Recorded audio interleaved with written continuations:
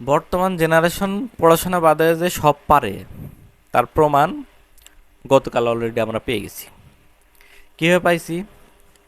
গতকাল তারা কয়েকশো শিক্ষার্থী শিক্ষা সচিবকে ধরেছেন এবং তার অফিস ঘেরাও করেছেন। 18 তলার ওপর উঠে তাকে ব্লক করে দিয়েছেন। দিয়ে কি তাদের দাবি কি? তারা পরীক্ষা দিবে না।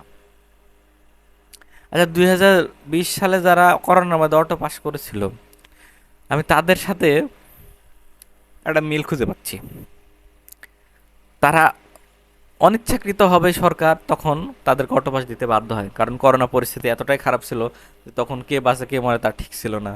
কিন্তু বর্তমানে গতকাল যে ভাবসাব দেখলাম ছেলেপেলের, তাতে তারা যেভাবে স্লোগান টোলোগান দিচ্ছিল তাতে মনে হচ্ছিল যে বর্তমান জেনারেশন একমাত্র পড়াশোনা বাদে সব কিছু করতে পারে এবং তারা পড়াশোনা ছাড়াই যাচাই বাছাই হতে চায়। তো তারা প্রমাণ করতে চায় যে আমরা অটো পাস দরকার।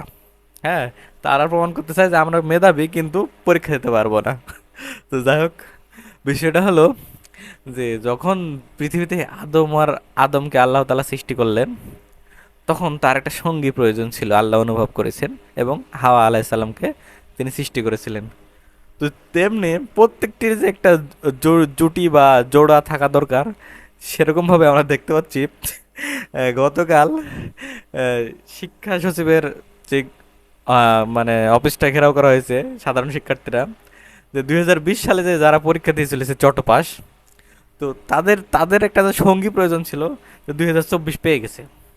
তো আশা করি যে তাদের সঙ্গী নিয়ে তারা খুব সুখে থাকবে এবং যারা 24-এ যে অটো পাস নেওয়ার চিন্তা ভাবনা করলো, 2020 সাল যেভাবে সারা জীবন একটা দাগ লেগে থাকবে যে অটো পাস হয়েছে, সারা জীবন একটা কটাক্ষের শিকার হবে, ঠিক তেমনি হবে এরাও কটাক্ষের শিকার হবে।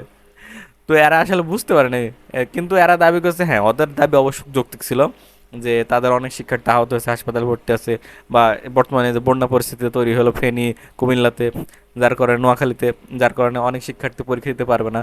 কিন্তু তারপরও হ্যাঁ, পরীক্ষা এটা করা যেতে পারো যে যেতে পারতো যে করোনা পরিস্থিতি বা সরি বন্যা পরিস্থিতি ভালো হলে পরীক্ষাটা পিছানো হয়ে হয়তোবা যেগুলো পরীক্ষা হয়েছে সেগুলো অর্ধেক মার্ক বা অল্প সিলেবাসের মধ্যে বা 2-4টি অধ্যায়ের ওপর পরীক্ষা নিয়ে তাদের মেধা মূল্যায়ন করা হতো।